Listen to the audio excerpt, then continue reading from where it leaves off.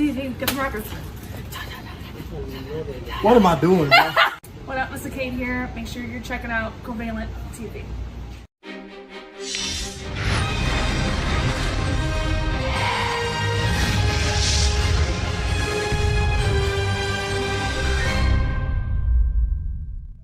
Hello, this is Zelina Vega here, sending lots of love to Daryl and Werner of Covalent TV and the channel itself. Hope you guys are doing awesome. Thank you so much for the support of the wrestling world, and congratulations on working extremely hard on your pro wrestling reviews and continuing to give the people what they want, you know? So sending love your way. Hope you're happy, healthy, and safe.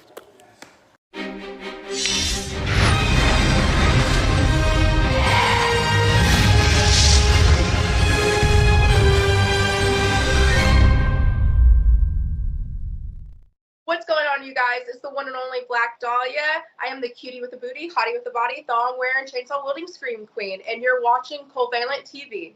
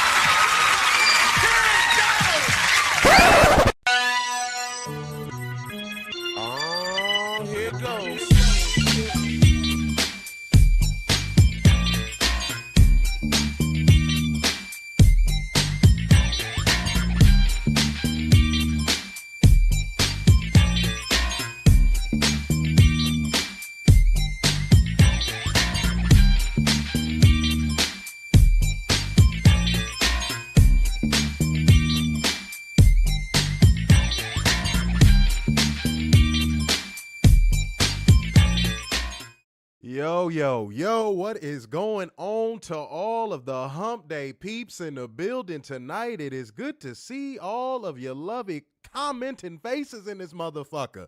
We are here, ladies and gentlemen. We are ready to get this shit rolling. Let's get this shit going because, guys, that means welcome to your AEW Dynamite Maximum Carnage. Live review. It is your boy, Mr. Starksign.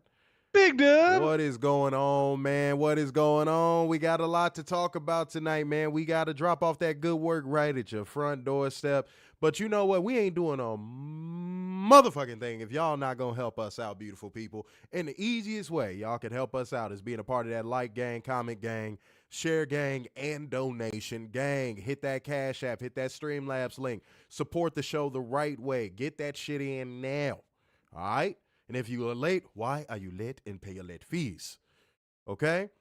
Now, guys, I did a little bit of a throwback, man. I'm wearing like a year one Covalent TV hoodie. I lost it. I didn't know where it went. Oh. I didn't know where it went, but I found it. I said, I'm throwing this motherfucker on. I retired it to the in the crib hoodie. It's a nice hoodie, but I retired it. I got too much new shit. Carmex falling out my pocket. My lips ain't chapped. I'm all good. I don't need it. Carmex on the floor. That's going to be the name of my new song. Not Versace on the floor, Carmex on the floor. That's a song for the biatches. All right? So when in doubt, ladies, you know, when your man ain't acting right, Carmex on the floor. Everybody put Carmex on the floor in the comment section right now to commemorate the loss of my Carmex to the floor. Thankfully, the cap is on. If you are walking around with capless Carmex, I question your priorities in life. Mm-hmm. Okay? All right, get your life together. If you ain't got your life together, get your wife together. If you ain't got a wife, I don't know, go find something else to do. I don't know, learn how to cook something. I don't give a shit what you do. But guys, I know what we have to do. I know what we have to do, and it is what you are all here for. It is bring you beautiful people the news. Hold on one special. Dumbass! Accountable. And I got some facts, data, and motherfucking statistics tonight. That's how we coming tonight, goddammit. Ooh. That's how we coming tonight. Y'all don't want to play. Y'all don't want to fuck around tonight, man. Yes, Carmex on the floor. Some of y'all don't know how to spell it, but that's all right. That's okay. I'm glad I didn't ask y'all to spell Versace on the floor. Shit. That would have been a struggle, okay? But just salute. A. Oh. Sachi. Oh. It's something about when people misspell easy words that just drives me insane. I don't know what it is. It's like a little pet peeve of mine. But let's not delay y'all any further, man. Let's go on ahead and get into 10 news where Werner hopefully knows how to spell. Corey Graves. Carmex is no longer on the floor. I got it. Go ahead. Corey Graves got into his feelings yesterday. Everyone told him to shut up. I felt bad for him a little bit. I can't believe I'm saying that. I actually felt bad for him a little bit. Yeah, I know. Damn. I actually do feel bad for him. They was lighting his ass what up. did he do? What did he honestly do to lose his job? Nothing. Especially not to pat no talent fee. Right. Shit. I rarely ever agree with Corey Graves or his disposition because he comes off like a fucking douchebag. He really does. He comes off like a fucking douche. But like, god damn, did he deserve all that, drones? Shit. Warren, it was going on for like a solid 10 hours. Yeah, and coach running his mouth. Dude, okay. I'm glad you said that. I forgot all about it. I'm glad you said that. If y'all saw my lighting change, it's because I was adjusting something.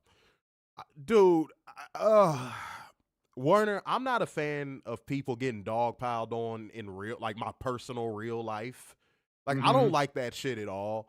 Because, like, if a person already knows that, like, oh, people have a disdain towards something they said or done, Jada. If you know that person already has, like, some heat on them, why add to it? Like, why be that person that's like, okay, this motherfucker got jumped. He's within an inch of his, his life. Let me just come with an elbow drop off the top rope. Like, I've never been a fan of that. I think that's pretty bitch made. What Coach did was bitch made. Like, people jumping down on him, in a way, I see a 50-50. I'll be honest. I could tell you one side I see of it. Corey Graves, you get paid a lot of money to be in a company where a standard for working commentary is very low. Basically, what I'm saying is you got it made. You're not held to any standard of being like a top commentator in professional wrestling. You're not held to a standard at all. Hell, look at the guy that replaced you. You're not even held to a standard. Dude, they got you down there in NXT with all them bad bitches walking around. You commentating. You said like 20 words the whole show.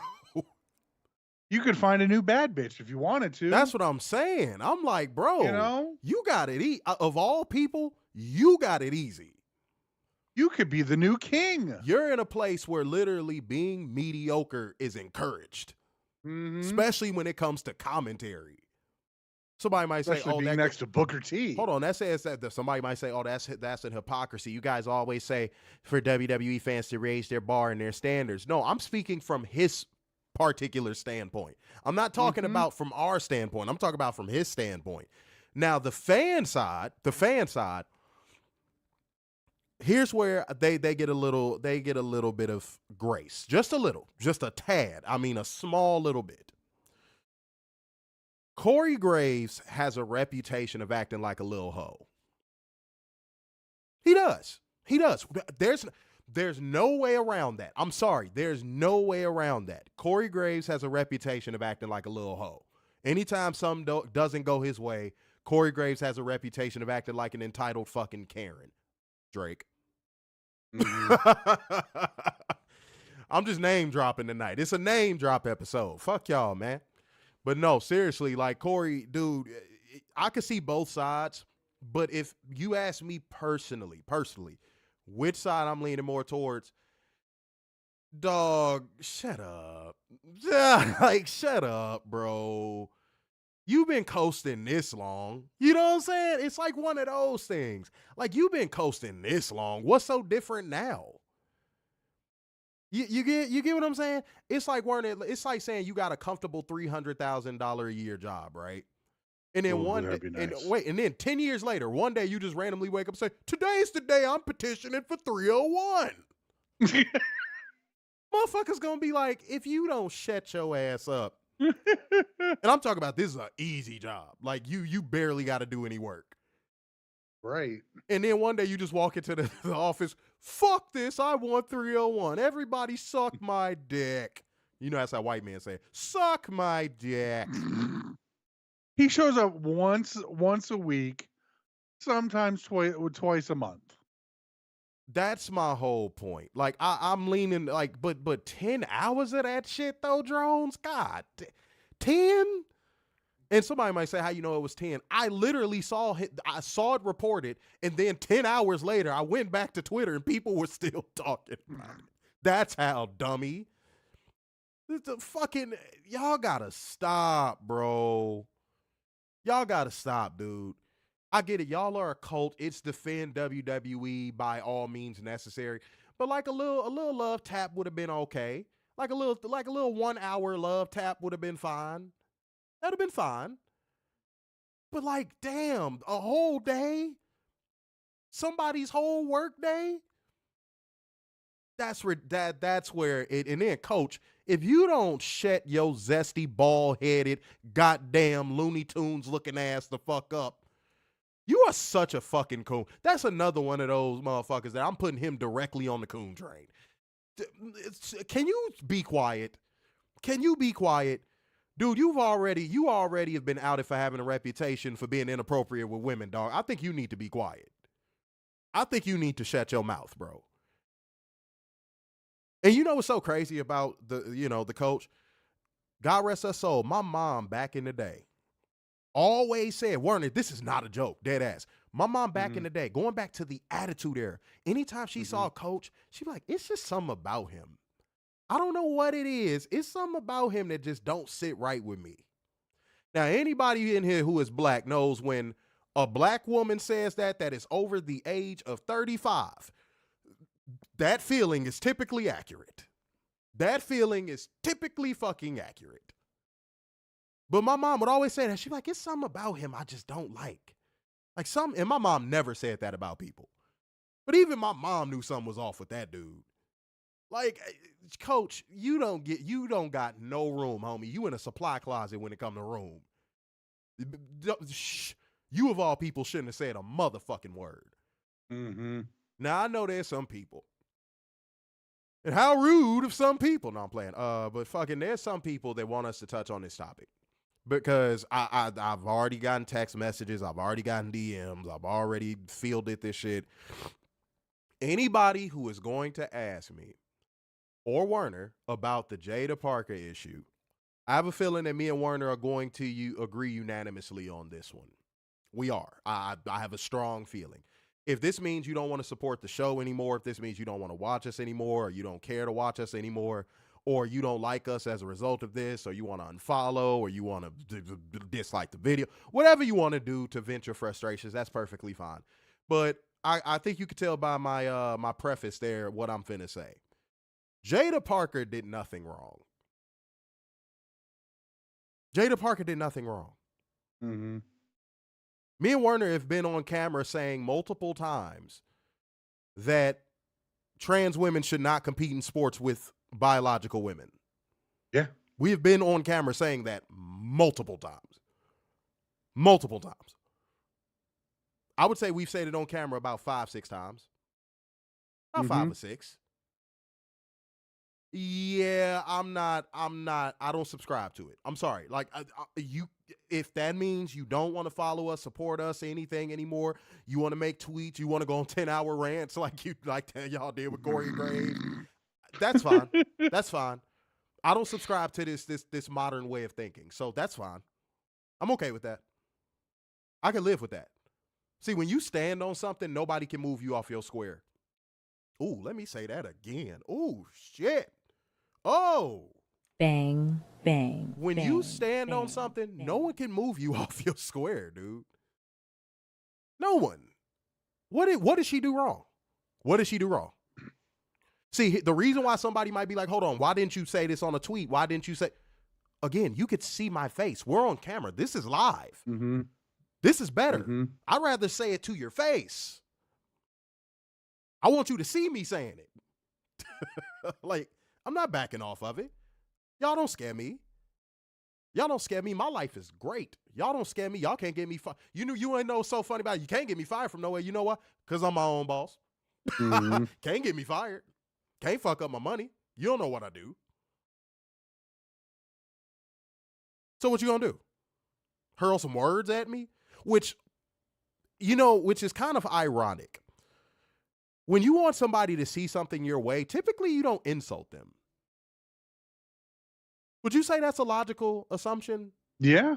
Typically when you want somebody to see something your way, you don't call them out their fucking name.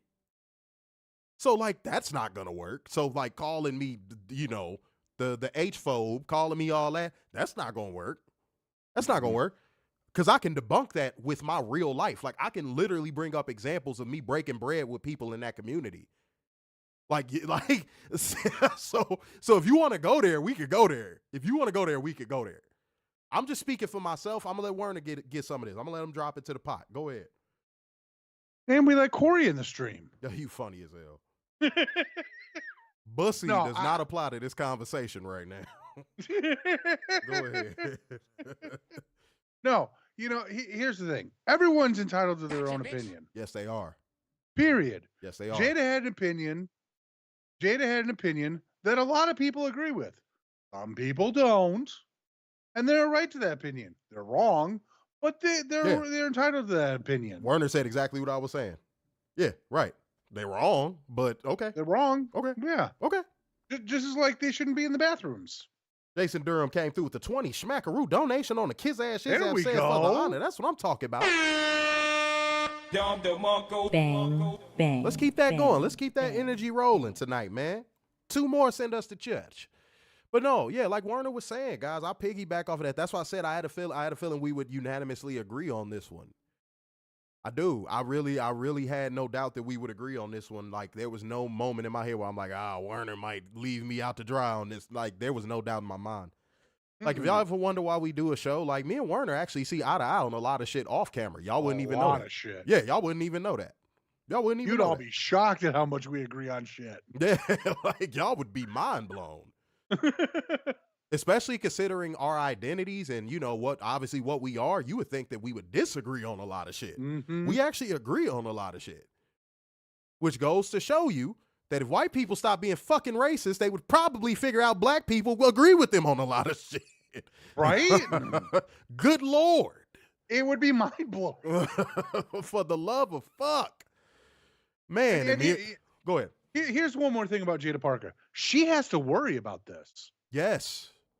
This could happen in WWE. Period.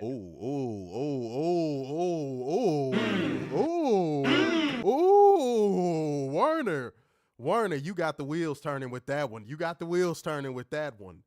How long before WWE tokenizes somebody from that community and puts them in a position of getting a heavy push? Werner, that is an excellent theory. I didn't even think about that until you just said it. And here's another thing. What about Nyla Rose in AEW? Yeah, nobody is tripping. Nyla Rose rocks with our platform. Yeah. She's the funniest person on Twitter, I swear to God. That's what I'm saying, Werner. Like, that's what I'm saying, bro. So if anybody want to come on here and talk crazy, I'm going to be like, dude, we break bread with people in that community. Like, what I know in my own personal life I have. So, like, what can you do to me? Right. I'm not, that don't, like, that fear that y'all have instilled in people to speak the truth, it don't work here. Like, it don't work here. I'm a free-thinking black man, and then Werner's a free-thinking Mayo man. Like, seriously. I'm not Will Levis. I don't have the Mayo commercial. You put it in your coffee. No, I do. It's mayo in your water supply. That is gross. It's mayo in your water supply right now. You cut your faucets on, mayo comes out. Ew. But fucking nah, dude. You can't pull that shit on people that are free. And you know what? Salute to you, Jada Parker. Salute to you for basically being like, yeah, I said it. Mm-hmm. Now, Now, hold on, Warner. We got to get into it. Now we got to get into consequences. Uh-oh. Would not be surprised. I mean, she was already technically in like a little medium D push because she ain't putting out down there. If y'all know what I'm talking about, y'all know what I'm talking about. If y'all been keeping up with the show, y'all know what I'm talking about. She was already in like a little medium D push because of that. And because she's not one of CM Punk's fuck buddies. Look into my eyes. Oh no, I gotta say allegedly with motherfuckers Drake, with motherfuckers suing out here. When motherfuckers suing out here, I gotta be careful, dog. I gotta be careful. So let me put it allegedly next to that. But like, she was already in a process of like a medium D push.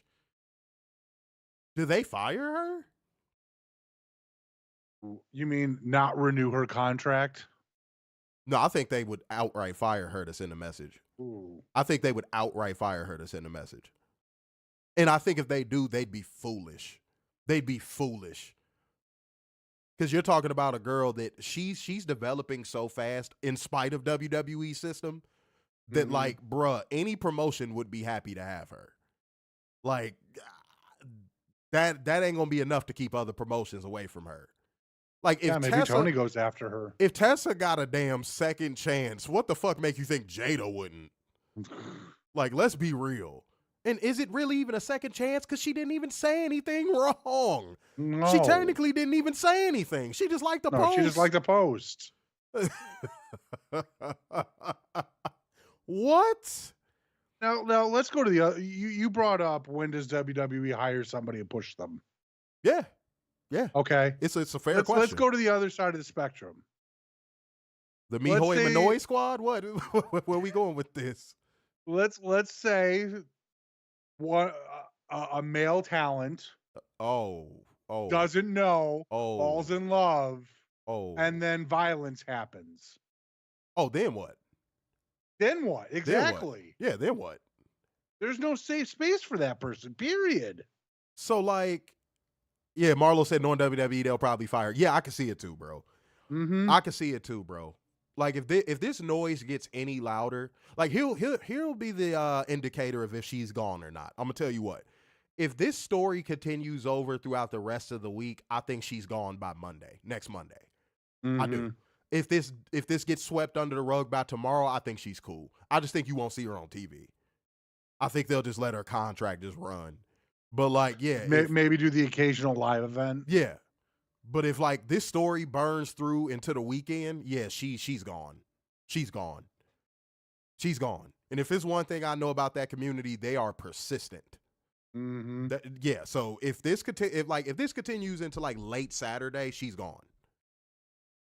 By Monday. I think Sunday they sit her down and they go, yeah, and then the news probably breaks Monday morning. Straight up. No, I don't think they're gonna job her out. That'd be basically WWE doesn't like opening themselves up for like lawsuits and shit. I've tend to notice that about them. I mean, unless Vince McMahon's around, they tend not to try to like want to open themselves up to lawsuits. So I don't know if they're gonna do that because I think that'd be too obvious, and they'll end up making her a martyr. Does that make sense? They'll end up making her a martyr. Yeah. They'll make her a free speech martyr. You know that, right? Yeah. So I don't think they want to do that either. So yeah, I think it's probably going to be either this gets swept under the rug, which I doubt. This gets swept under the rug, and you just see, like Werner said, you just see on an occasional live event, but then they just let her contract run out. Basically a healthy scratch. So yeah, either she's going to be a healthy scratch or they're going to fire her. It's one of the two.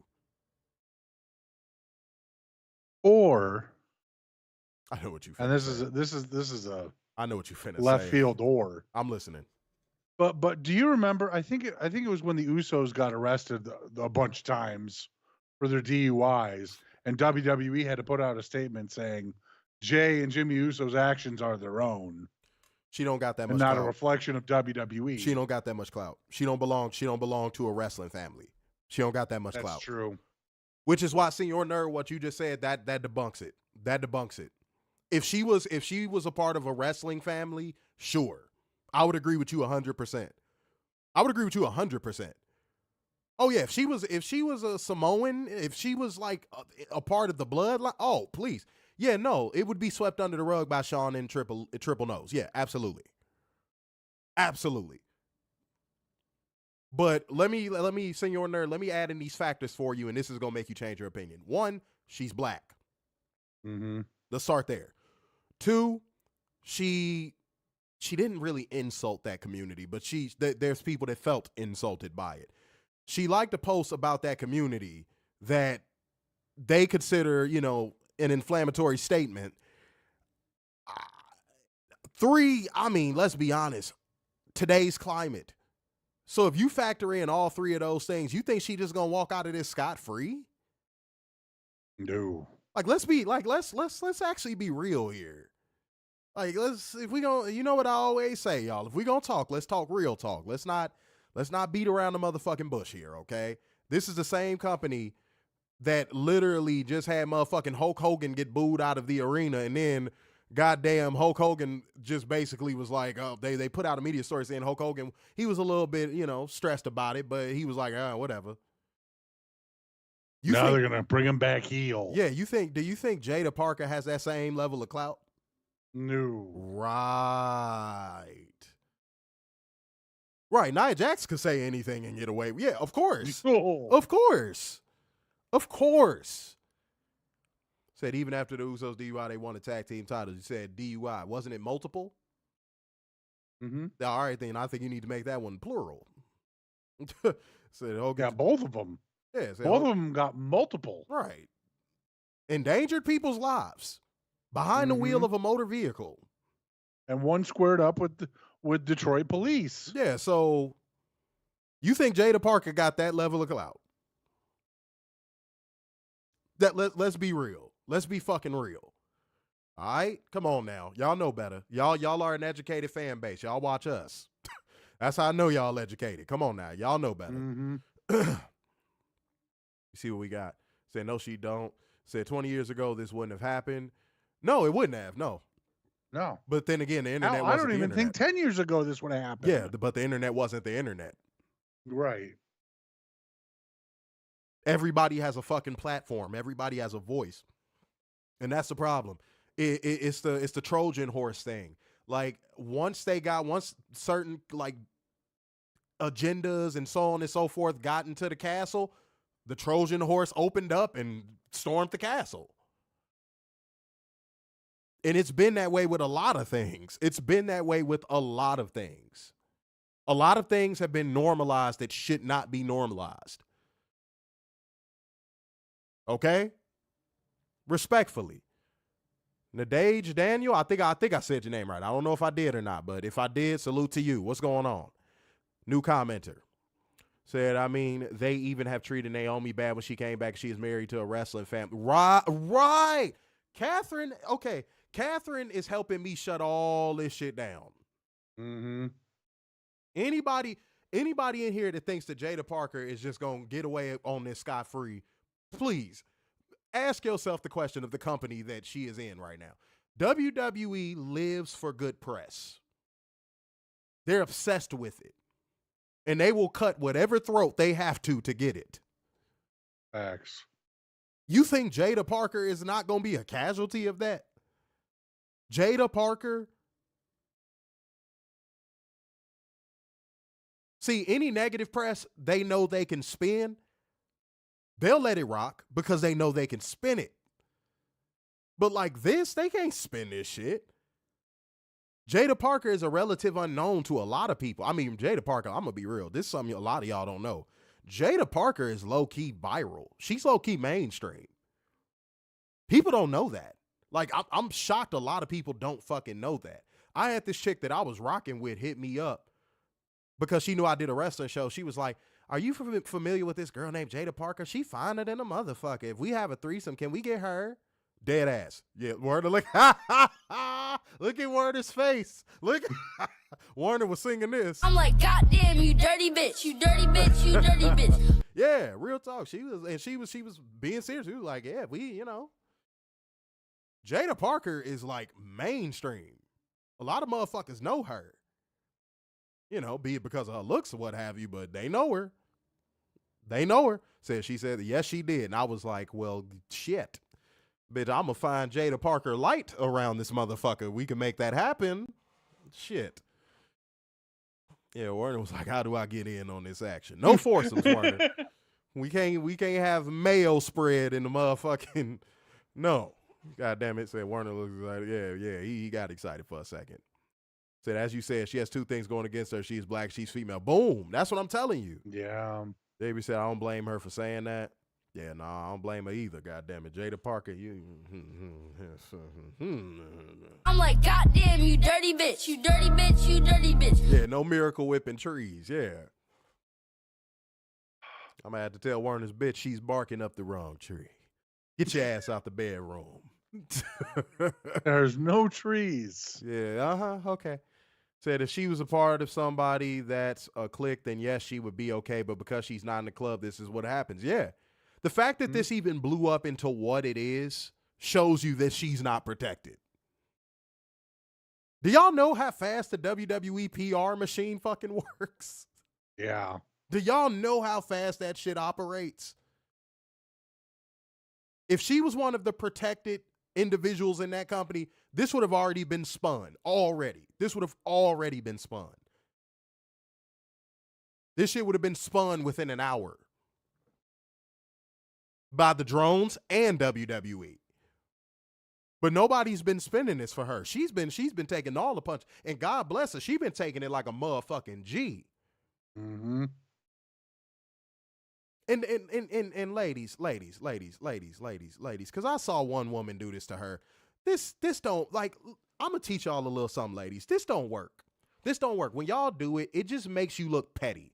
When women do that whole thing with, like, men where they'll do something that pisses a man off and then be like, and the man will be like, look, I'm going to be honest. What you're trying to do is not going to get to me, so you might as well stop.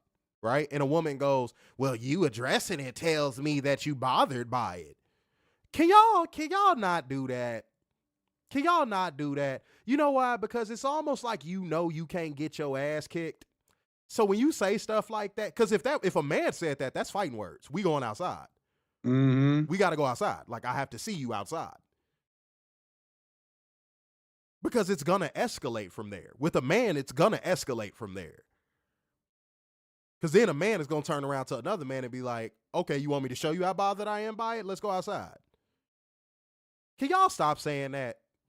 Like, if you know you are behind a keyboard or you know a motherfucker can't lay hands on you, can you just stop? Can you just stop? It's such a shitty, dated, shaming tactic that just doesn't work. Just stop. Stop. I saw this one woman do that to her when Jada was like, hey, look. She basically, when she had doubled down, was like, oh, for a person that claims to be not bothered by it, you seem pretty bothered. I was like, can you not? Can you not? Because what are the actual odds you would say that to Jada Parker's face? 0. Like, right. Stop. Just stop. Please stop saying stuff that you wouldn't say to a motherfucker that could put hands on you. Please. In 2025 and beyond, stop saying shit to a motherfucker you know can't put hands on you. Stop. I've never liked that. And when men do that, I'm sorry, men, when you do that, fellas, when you do that, make you look like a female, make you like a bitch. No disrespect to my ladies, but that makes you look like a hoe. That's feminine. Don't do that. You know what men do say? If a man is acting a certain way, you be like, hey, man, a hit dog or holler, and you keep it pushing. Mm-hmm. You don't be like, oh, you seem bothered.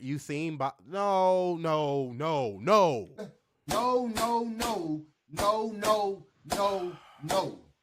Miguel said it's Jada's opinion. It wasn't really even an opinion. She just liked the post. Mm-hmm. Like, that's what it's going to keep coming back to in my head.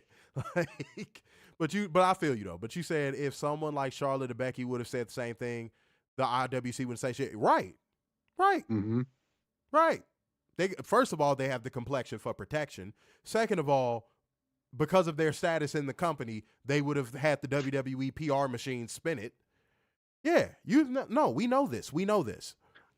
There are heroes. Oh, They're speaking facts. Dude. Can we not? Said I saw those comments underneath that post. It was embarrassing. Yeah, it's nasty work. And speaking of nasty work, guys, because we got to move on with the show. Guys, let's time to get to a portion of the show that it is the nastiest of work. It is the most diabolical of work. Sometimes we even pull up to the doozy train station when we do this. If y'all know what is going on, go ahead and drop that brang tang tang in the comment section. But even if you decide you are not going to, I'm going to tell all you punk ass motherfuckers. Anyway, it is time for us to hold one special accountable. It is time for drone accountability. Lego. This is from Twitter. Good old Twitter. This is from Lapped Sicko. I hate you, Werner. I found your burner. No, found my burner. What the fuck? Werner, the only burner you have found is gonorrhea. That is the only burner your ass has found. Shit. God damn it. Go ahead. Read your drone accountability. All right. Lapped Sicko said, and I quote, people started watching All Elite Wrestling for the elite, not for Billy Gunn. Oh, I saw this. AKA overexposed 50-year-olds. Oh, no. After a contract year where the elite almost didn't re-sign, the show is filled with former main event roster WWE guys, and people still don't get why there are complaints. Where be the proof for any of this shit these people be saying? Like, I'm going to hit the button. Dumbass. Where's the proof for any of this shit people be saying? Like, where's the proof that the elite almost left? Like, where? Like, can we do that in 2025 and beyond too? Like, if you go make a claim, you gotta have something to back it up. If you make a claim of that level, you gotta have something to fucking back it up.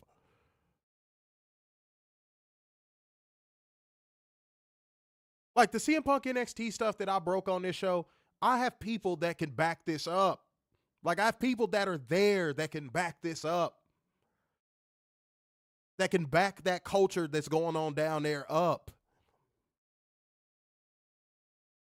Can y'all not? Can y'all just not? Like, stop doing that shit, dude. You know why? Because that shit creates narratives. Does that make sense? That type of shit creates these ugly things, because narratives used to be beautiful. You know why? Because narratives led to discussions. Now narratives just lead to rumors, and rumors lead to fake facts. Narratives used to be a bridge to good conversation. You remember those days, Werner? I miss those days. That was a great time. I think the only time that happens is when you and I have a conversation off stream.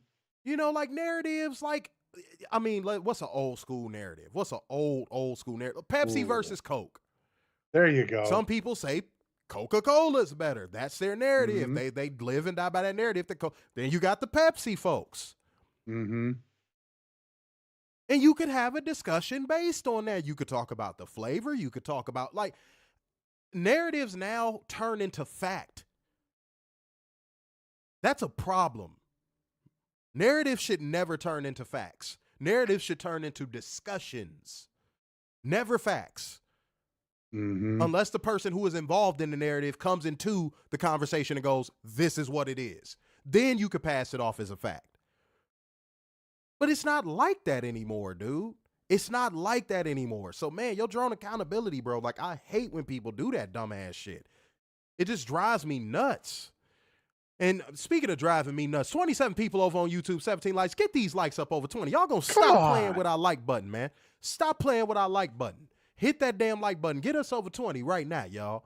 Like the stream, share the stream. Make sure you're commenting heavy, okay? And also hit that Cash App of that Streamlabs link to show CovalentTV some support. As I always tell y'all, because it's true, especially between now and April, we got a lot of dope stuff coming up, and y'all can help out with that, man. Y'all could be a part of it. All right? I would love to come on here and shout y'all out and be like, you know who helped me with this project? Y'all motherfuckers. Oh, the alert box didn't go off. Hold on, wait a minute. I'm sorry, y'all. Hold on. We got another one. Sorry about that, guys. Hold on, let me see if it'll play. My fault. Adrian Carpenter with his, there it is. Why didn't it play? But fucking yeah, with his goddamn witness protection number donation came through with 10 schmackaroos. Appreciate you, Adrian Carpenter. Appreciate you, man. Came through. One more donation is going to send us to church. Yeah? Let's do it. Said that NXT culture seems fun. I know you're being sarcastic. Speaking of that culture being fun, before I go into my drone accountability, we got Stephanie getting pinned by Shotzi. Bruh. I saw that. Oh my God. I died.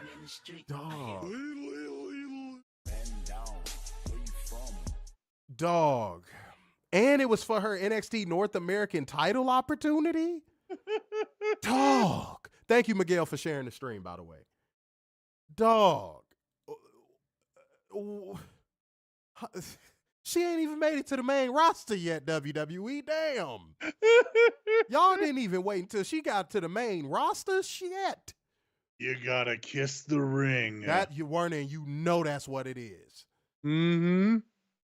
Oh, you think you hot? You think you a big name with your little fancy real name, huh? You think you're fancy? You came here with a brand? Shotzi. Oh, but Fallon Henley interfered, so it wasn't clean. That pin I saw was pretty damn clean. Yeah, that was a pretty damn good. That was a definitive pin. That wasn't even like, okay, Fallon Henley hit her over the face with the belt and then Shotzi rolled her up. No. They had Stephanie looking like she was finna take some you know what with that pin. She folded her in all types of directions. I was like, what the hell? So y'all know what that mean. That must mean Stephanie ain't trying to participate in that culture they got going on down there no more. Somebody might say, oh, it's temporary, bro. She's going to win the belt. Don't worry, man. It's going to happen. Y'all don't understand optics. Here's how I know y'all couldn't run a business. Y'all don't understand optics. The optics will still show Stephanie Vicor got pinned by a returning Shotzi who was she has cold. a clean win over Okada. That's what you funny as hell. But dude, the ice cold Shotzi. She got pinned by an ice cold Shotzi. Like that doesn't go away. I'm so sick of you drones telling me, let it play out. Let it play out. Warner, when has it ever played out outside of Cody? And even that Never. Technically didn't play out because that was a year too late. Yeah. When does it ever? That never, ever happens. Right. So when does it ever play out?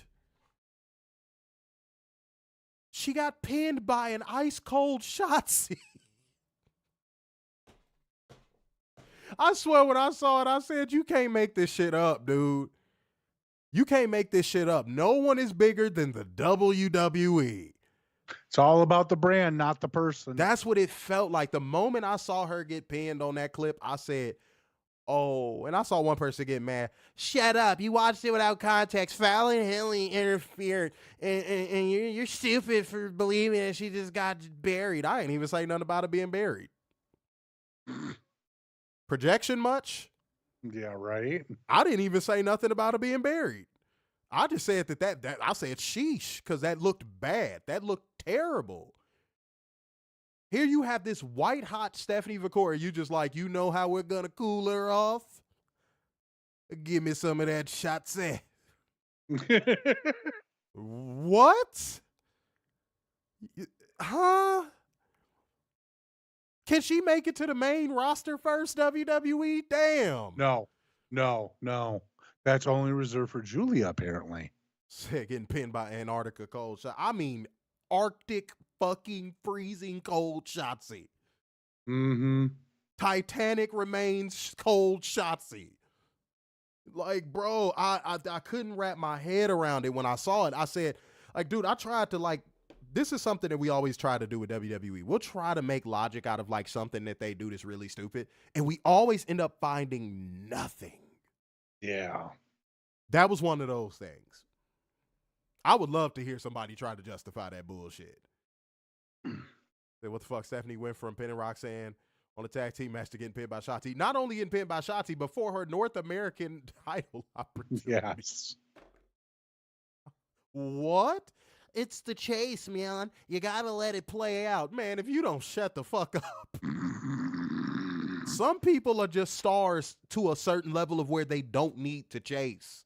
You know that, right? See, that's what WWE has infested their fan base's mind with. Everybody has to be humbled. Everybody has to chase. No, they don't.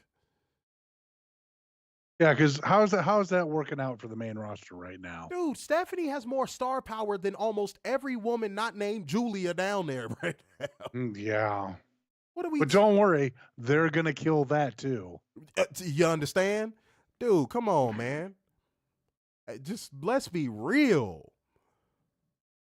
That is a fail. That is a fail. That is a fail. That is a fail. It's ridiculous how they're booking Stephanie. They try to book her down to the NXT girls level. Thank you, Adrian Carpenter. Thank you. Thank you. That is the biggest problem I'm seeing with her booking right now. They're trying to make her look like she's on level playing field with all those other girls. And it's like, no, she's like 30 galaxies better than them. Which is why Stephanie, beloved, with your little fine ass. Beloved, we tried to tell you, do not sign on the dotted line. We tried to tell you, but you just had to. It was my dream to come to WWE. You just had to get to WWE, didn't you? You just had to get there. Yeah. You know what? No. And this is just me thinking outside the box.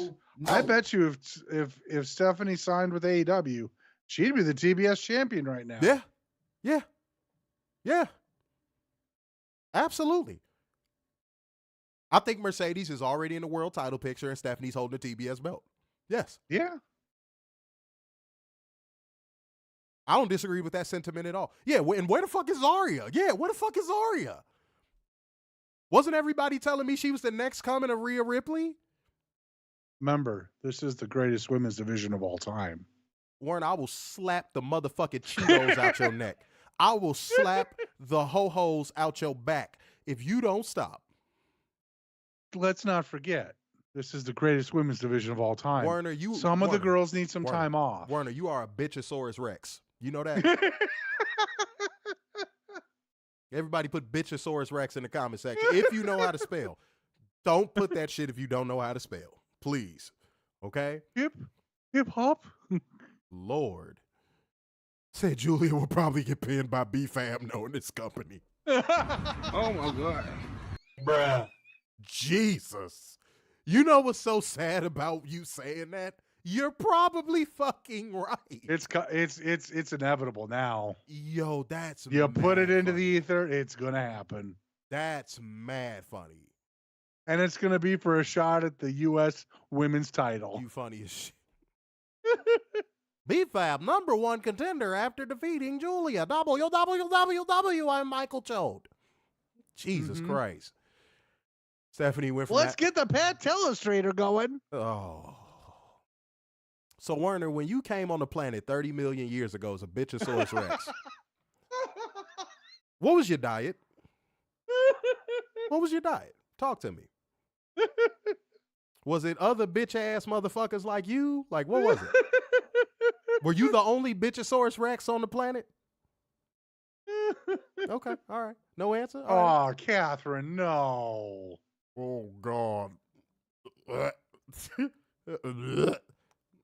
Oh, no, let's not do that. Said Kalani Jordan is getting pushes over Zarya and Sol Ruka. Let me tell you something. I've said it before and I'll say it again. Kalani Jordan is so painfully average, it makes my face hurt. Like, I do not see what anyone sees in her. Anyone. Executives, fans, bookers, boogers, I don't give a fuck. Dude, I don't know what anyone or anything sees in Kalani Jordan. I really fucking don't. I really fucking don't. I don't. She, like, everybody said, oh, she has the girl next door appeal. I ain't trying to hear that. With all them hoes down there, no. I'm not trying to hear that. I ain't trying to hear it. But Daryl, Masha was there last night with the TNA Knockouts Championship. It's just sitting there. You know what's so surreal, dude? I was just outside talking to Masha Slamovich at WrestleCade, smoking a doobie snack. And man, Masha is so cool and just so above a lot of bullshit.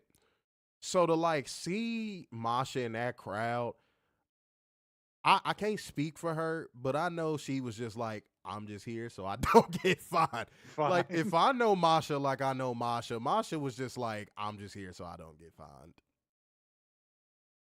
Like Masha is cool as shit. I don't know if any of y'all have ever had the opportunity to speak with her for a long period of time, but Masha is cool as shit. Aaron said, who's Kalani Jordan? You know who Kalani Jordan is. Yeah, Sol Ruka can do everything Kalani Jordan can, but better. Yes, I agree. And to me, she has a better look. Mm-hmm. I can't explain it. It's just something about her that, like, I don't know. She connects to a crowd. I don't know. She looks like she would have been a Power Ranger back in the day. Like, you remember when Power Rangers was at its height? Can't you see them casting her? Like, she has that Power Ranger look. Like, she would have been the Pink Ranger. She's very marketable. I think Sol Ruka is extremely marketable. But of course, no one's bigger than the WWE, so why market That's her? right. What do you mean you want to go film a movie? Yeah. No, Sol Ruka is marketable. Like, the more marketable you are and the more mainstream crossover appeal you have, the less WWE pushes you. I know that sounds ass backwards, but look at the company we're talking about. There you have it. All right, guys, it's time for me to hold one special. Dumbass! Accountable. We chopping up good game tonight. I appreciate y'all, man. You know, chopping up some good game. I don't mind it, you know, to a degree. Oh, boy. I'm pretty sure a lot of y'all saw this one. This one is a doozy for all the wrong reasons, ladies and gentlemen. So a news story was posted about, well, not a news story, but a mention of Michael Chode mentioning some of Penta's accolades, but leaving out AEW, was posted by an outlet that I will not name because you ain't paying us. Mm-hmm. To which screen name, Abiotic Winner? Huh? Sure. Abiotic Winner had this to say. Guys, this is so bad. This is so bad. WWE made another star. Tony should pull out his notebook and take notes. Dumbass! Werner, remember like a few weeks ago on this show when I said like being a WWE drone has to be like a form of autism? Yes. I'm going to take it a step further. I mean, I've kind of said this before, but I'm going to say it again. I'm graduating it. It has to be a form of mental retardation. Yeah. It has to be. It has to be. A mixture of mental retardation and bubble dweller mentality. If you don't know what a bubble dweller mentality is, it's pretty self-explanatory, but I'll tell you just briefly. It's when you get so attached to something that you start to live within the ecosystem of whatever that is and you start to orbit it. Like Drake fans. Drake fans are a great example. WWE fans are a great example. Packer fans are a great example. Oh, that's a perfect example. Like, I could go on and on and on and on and on and on. Ohio fans. Yankees fans. Mm-hmm. Where like they get so orbited around it that they start saying stuff like they start saying like it'll be dead ass something that revolves around that specific thing and they'll be like, well, on behalf of us talking about, you be like, what the fuck? Cowboy fans. Oh yeah, but no, that's more so delusional. Oh, I'd put that I'd go ahead and put that in the file cabinet next to delusional. They live in a world that just doesn't exist. Like, they just live in a world that doesn't fucking exist. Like, they live in a world where the Cowboys have won like the last 20 Super Bowls. Yeah. No, I would file them under delusional. But yeah, guys, it has to be a mixture of those two things. Because, and some people might utilize hive mind. I wouldn't utilize hive mind because of this. Hive mind is giving them an out. You know why? Because a queen is something to be honored. A king is something to be honored. And when you think of a hive mindset, you think of a queen, you think of a king, you think there's something like, no, WWE is not something to be honored. The Green Bay Packers and their fan base are not something to be honored. The Yankees are not something to be honored. Just on merit alone. Just on merit alone. They're not to be honored. They've either bought their way to championships or their fan base believes that they have a right to win a championship every year, even though they don't. And that's what these WWE fans fucking do. And Werner, this is why I'm good at this shit. Watch this. I'm about to spin a block, which is why I brought up the word narrative earlier. Yep. That's why I brought that up, because I knew I was going to get to this. This is what happens when narratives and revisionist history all of a sudden become fact. When you're so used to a company telling you these people don't matter until they come to this specific spot, this is what happens. And this has been going on since WCW's death. This is why WCW's death is one of the worst things to ever happen to professional wrestling. This, what I just read, it's a joke. That person actually typed that and believed that. So whenever you get the chance, guys, please correct these people. When you see somebody say some stupid shit like that, point out their accolades in previous companies. Because that's the only way to fight against this bullshit-ass revisionist history that WWE has spellbound their fucking fans with. It's the only way, guys. I'm telling you, it's the only fucking way. You understand me? I just got to put it out there, guys. It's a joke. It's a joke. I'm tired of seeing stuff like that. I'm so tired of seeing shit like that. WWE don't create stars. Every star that they've ever made has been in spite of themselves. The only star that they have made that wasn't in spite of themselves was John Cena, and that was because Vince was adamant about making John Cena a star. He had to shove John Cena down every single person's throat just to make him a star. And if somebody say, well, what about Roman Reigns? Okay, cool. I'm going to ask you to do the mainstream test. Y'all know what the mainstream test is. I've told y'all before. Walk outside and ask 100 people, do they know who Roman Reigns is? Right now. I dare you. Anybody that wants to challenge me on that, I dare you. Walk outside. And video it. Yes, please. Get it on camera. Yes, get it on camera. Walk outside. Ask 100 people, do they know who the fuck Roman Reigns is? I bet you at least 80 people go, no. Who the fuck is that? Is that even a real name?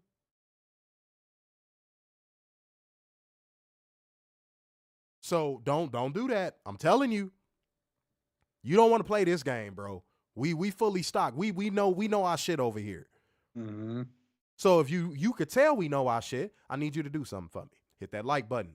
Hit that share button. Comment. Don't be afraid. We had some new commenters come in recently. Don't be afraid, man. Mm-hmm. We will welcome you with open arms. Don't feel like, oh, this is my guilty pleasure. I don't want my friends to know I'm watching this. We ain't no side bitch. Mm-mm. Let everybody know you watch this show. Huh? And also, if you want to support monetarily, hit that Cash App or that Streamlabs link. Werner, you were finna say something, sir.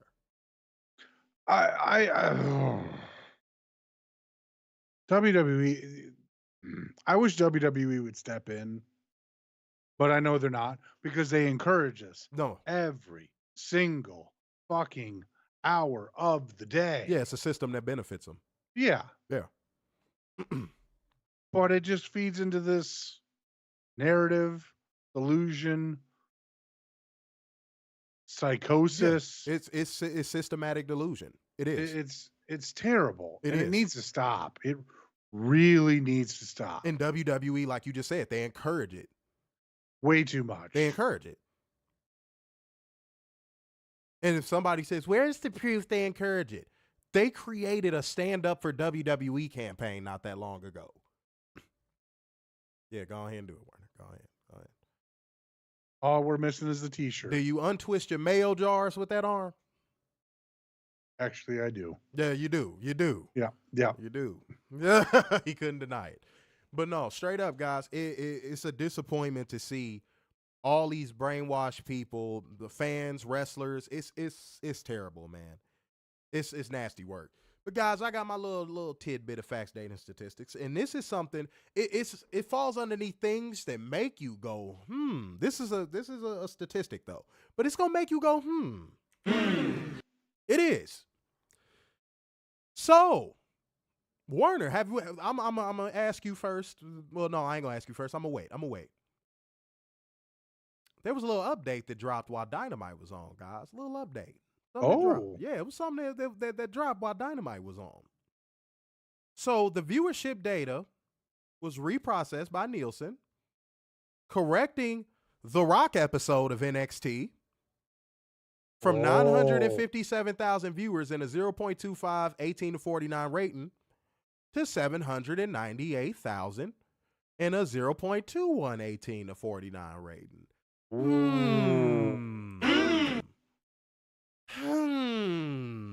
Interesting. That's a big ass discrepancy, is it not? That's a huge discrepancy. That's a really big miscount. Like if that happened in the election, people would be fired. Heads would roll. Mm-hmm.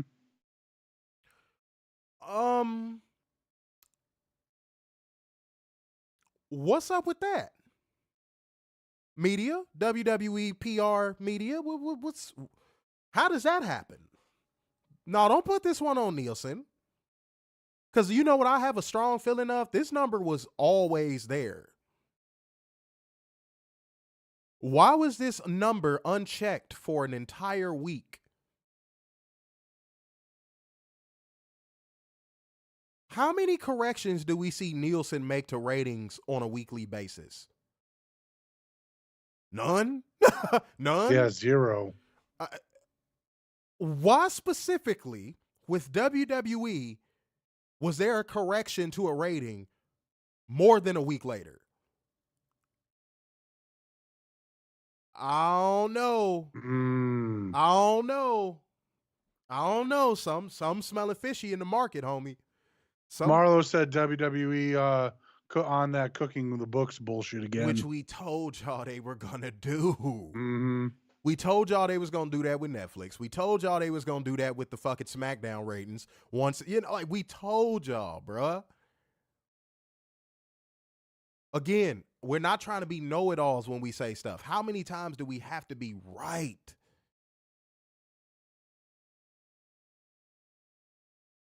Werner, I don't know. Yeah, you almost never see a ratings correction. You like it rarely happens, if ever. Said so the match isn't happening. Well, said I've seen 3 in my lifetime. Yeah, dude, some about that is off. There's no way of spinning that. WWE, I'm sorry, there's no way of spinning that. That seems real funny style. Because now you know what Werner, you want to know what my immediate thought was after seeing that correction? What was that real Netflix number? Yeah. That was my very first thought. Mm-hmm. What was that real Netflix number? By the way, we're at Wednesday. Where are the Netflix numbers?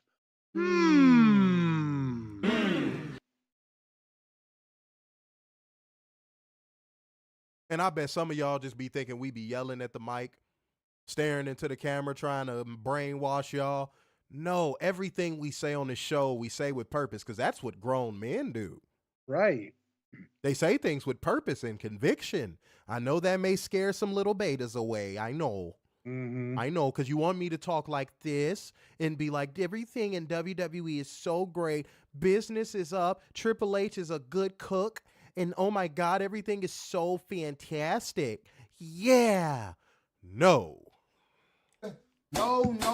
You hit the mic. No. Yeah. Where them numbers at? WWE shut us up for 2 weeks in a row. Yeah, come on. That's how you did know it last week. Werner, I said it on the show.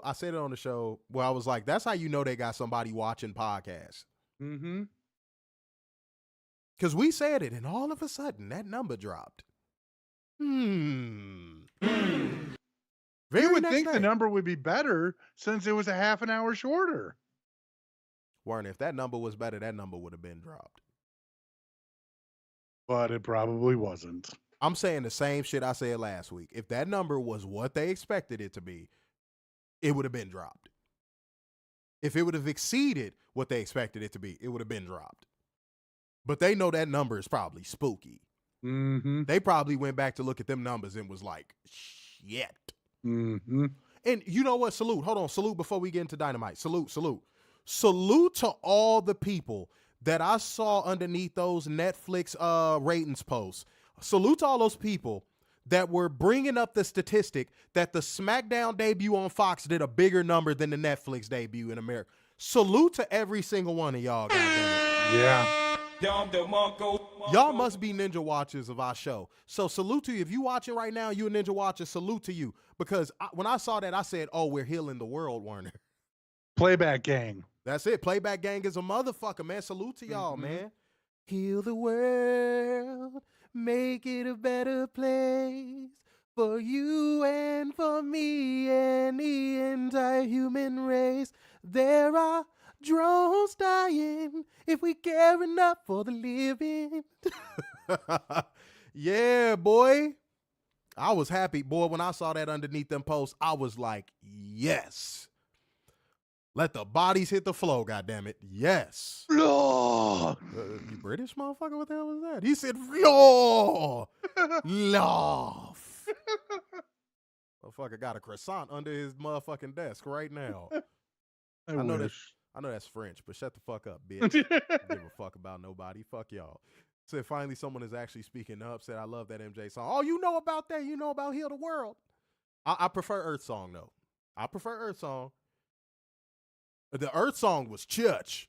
MJ was snapping on that motherfucker. He was going, that boy, the boy.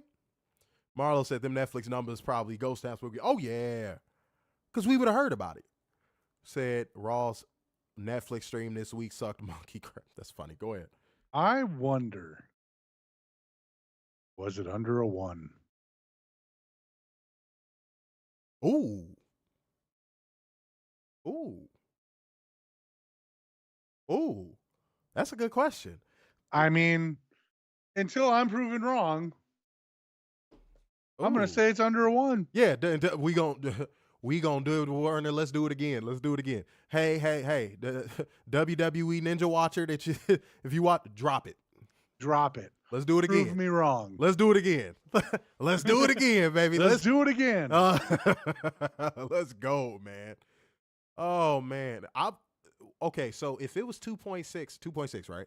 Mm-hmm. If it was 2.6 in the U.S. for the debut, Warner saying it might be under $1 million is not a stretch. No, it's not. It's not a stretch. Because they had a lot of casual eyes on that show. And if they did 2.3 worldwide, Ooh. not a stretch there either. Oh, shit. Oh, my God. Oh my God. Said they was going head-to-head with the Rams-Vikings playoff game. Vikings. That's no excuse. Fucking posers. I'm sorry. Yeah. I know my Bears went in the playoffs, but I'm gonna go ahead and dunk on them real quick because they fan base was acting real cocky during the season too. Mm-hmm. Yeah, fuck them. Said, and that's a +1 number they gave. Pilgrim's Patty said, was it me or just Chad Gable carried that debut match with Penta? Yes, but he's receiving no credit. No. He's receiving no credit. Nope. None. Zero. And you know what's sad though, Pilgrim's Patty, even with that, the match still wasn't good. No. I went back and watched it again. I know you're probably asking why. Why? I went back and watched it again. No, it didn't hold up. It didn't hold up. It actually held up worse on a rewatch. Ugh. Like I would venture to say it held up worse on a rewatch. Oh, by the way, guys, hit our like button. That will not hold up worse on a rewatch. Hit that like button. Scroll down and hit that thumbs up right now. Mm-hmm. That according to WWE, they set and break records. Sure. Only in their delusional minds. Yeah. Said, Chad, why did you resign? I'll never forgive him. Okay, so Marlo, you said probably what I'm thinking it actually is. I'm sure that number is probably like 910, 920. Yeah, I wouldn't be surprised. or I maybe $8.90. Yeah, Netflix is looking disgusted right now, I'm sure. Mm-hmm. All right, y'all. But if we're wrong, Yeah, prove drop us the wrong. number. Just like we said last week, prove us wrong. Drop the number. We actually gave y'all the benefit of the doubt on the first one. Mm-hmm. We said 10. Mm-hmm. We gave. So go ahead, please. Please be our guest. W. Let's go to Patness Illustrator. Yeah, fuck off. All right, y'all. It's time for us to light the fuse. Bring the boom. Dynamite. Dinamite, maximum carnage. All right. Hey.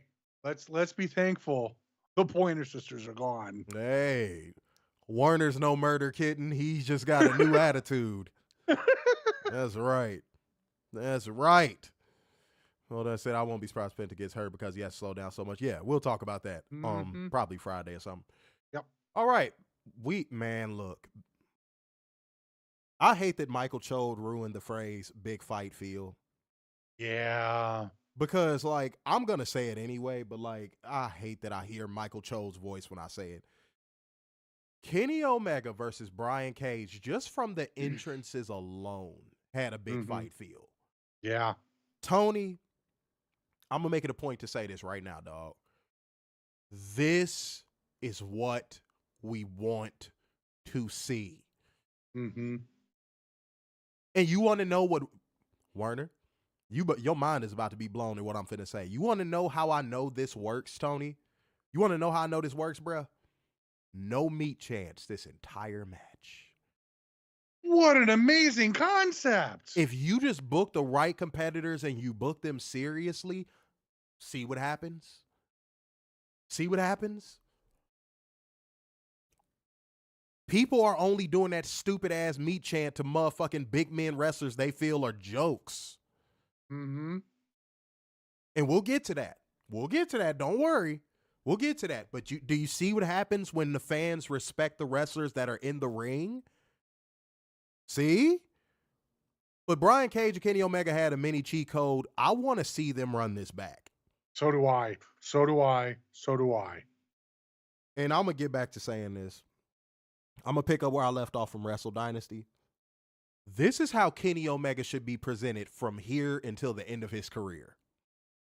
Mm-hmm. The new entrance, the music, the fire, the bitches, the whatever. Yes. I don't care. This.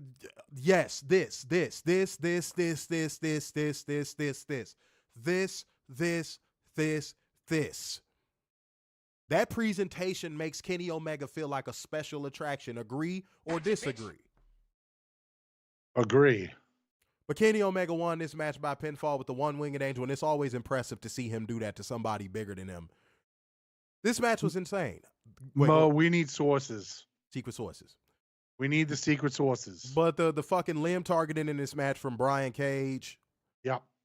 This just mini cheat code. Mini cheat code. And the only reason why I'm even calling it a mini cheat code is because I wish it was longer. Pause. Oh, same. But post-match, the Don Callis family attacks but Willith Ospreith, the third, makes the save, and he and Kenny work together to send Lance Archer and Brian Cage packing. Kyle Fletcher appears, and Willith Ospreith, the third, throws himself over the ropes with a plancha to take him out. Takeshita arrives, and he was just gonna hold the belt up. Kenny Omega's like, man, fuck that. Just started beating his ass. That was funny. Fletcher returns and hits a half Nelson suplex on Omega. Takeshita takes him down with a lariat, but Will returns to make the save again. Alas, eventually that numbers game wins the day, and the Don Callis family stands tall. If this leads to some kind of fatal four-way with Kyle Fletcher, Takeshita, Ospreay, and Kenny for that international belt,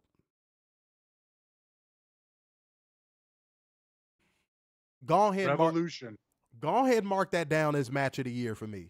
Yeah. Go ahead and mark that down for match of the year for me. Especially if Kenny wins it. Just go ahead and put it down. Go ahead and put it down for me. Go ahead and put it down for me. But Werner, give your thoughts on this match and the post-match angle. I thought this was a phenomenal match. I did like Kenny selling in this match.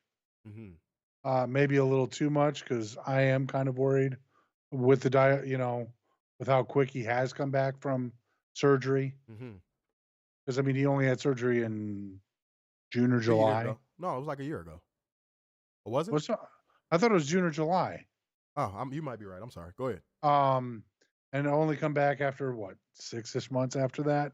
Little nervous about that, but Kenny can still go. Kenny proved he can still go, and I hope that this is a catalyst for Brian Cage now. Yes. For Tony to go, hey, let's put him up higher in the card.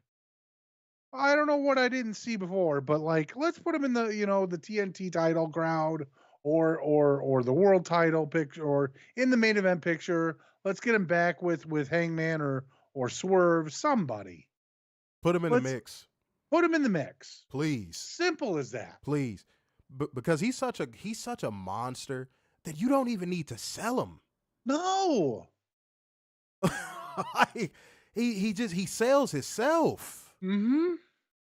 Like he went out there against Kenny and sold himself. Okay. Tony, again, this, bro. And his promo on Twitter last night was amazing. Yeah, buddy. Like, come on. Yeah, shouts out to him, man. Said the locker room were screaming they were 50-50 over Cage winning, like the locker room said something. Brian Cage is TNT champion. I would get it off of Daniel. Whatever you do, get it off of Daniel Garcia. Why the fuck does Daniel Garcia still have that damn title? Just whatever you do, get that damn belt off of him. And Brian, if you take it off Daniel Garcia, I want to see 15 fucking power bombs. Please get it off that dork. Please. Make him question why he's a wrestler. Man, dude, I just do not understand why he has that belt. I don't either. But hey, we don't criticize AEW. No, we don't criticize AEW at all. No. Oh, yeah, witness protection with another donation. 10 smackaroos, ladies and gentlemen. He is paying this money for his safety, saying, let's go to church. So you know what, goddammit? You know what we finna do, man? You know what we finna do? I don't know if you know what we finna do, Werner, but I think we know what we're gonna do. We finna do. Be sharp chord over there, please. After I blow the shofar, I need you to give God another shofar with the sound of your anatomical voice. Praise the Lord.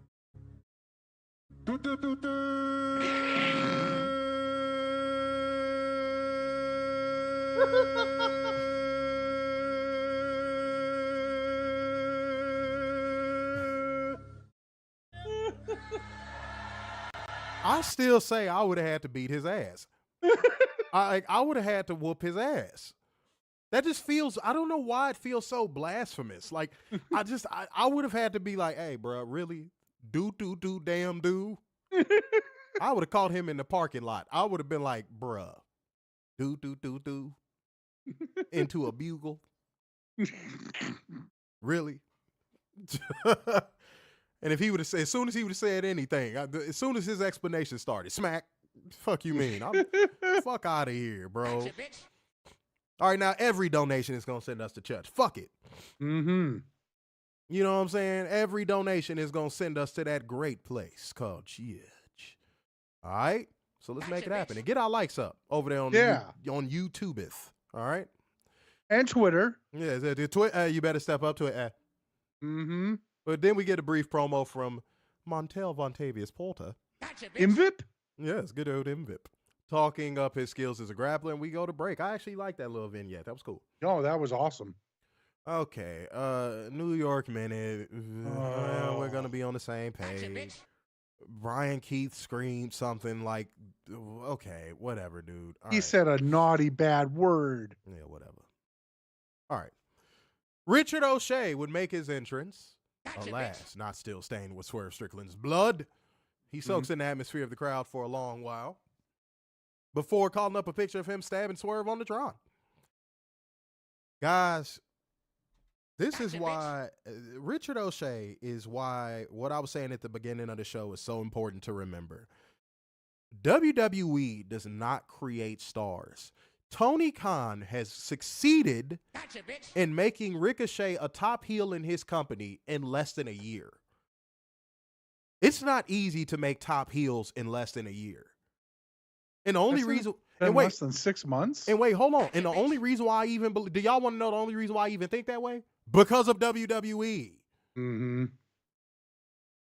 Tony Khan is putting on a masterclass of how to build somebody. Ricochet, yeah, under 6 months, yeah. Like you said, dude, how? How do you fumble this guy? But Swerve Strickland's music plays. This crowd was letting me down. They were good at certain points. Yeah. They were good at certain points, but it was a couple points where they let me down, dude. Cincinnati is known for being a rowdy wrestling crowd. So, like, I was really let down tonight. But Swerve Strickland music plays, and Prince Nana appears behind Richard O'Shea and pulls the Seth Rollins on him. Then Swerve appears, but Richard O'Shea bolts into the snow. And, yeah, Swerve just was like, all right, bitch, I'll see you when I see you. All right, basically. You know what I liked most about this is Ricochet wearing the scissors like a handkerchief. That is that such was a nice beautiful. touch. That was such a such. nice touch. I don't know who came up with that idea, but kudos to that person. Yeah, that's a nice touch. That gets a golf clap from me. That's an excellent touch. He needs to keep that too. Yes, he does. As long as he's feuding with Swerve, he needs to keep doing that. Yes. Respectfully. Said Tony Khan did something WWE couldn't do, and that's give Ricochet a character and some charisma. Man, Mo said Ricochet looks like a whole different talent. Which is why I don't understand why certain wrestlers feel like if they go to WWE, they're going to become the biggest star in the world. Mm-hmm. Like, this is why I don't understand it, dude. No, instead you'll be jobbing out to Shotzi. Oh, God. But yes, Swerve is going to face Richard O'Shea 3 weeks from now on Dynamite. Mm-hmm. In Atlanta. Shouts out to Atlanta, man. Shouts out to Atlanta. All right, Miguel said in less than a year, Tony Khan booked Ricochet better than WWE did in 6 years. All right, what are we doing, man? What are we doing? Let's keep going, man. Said, oh, wait, no, we get a day in the life of the CEO. Video package from Mercedes Moné. But Mercedes isn't mainstream. Mercedes doesn't. No, Mercedes is just she's washed. Yeah.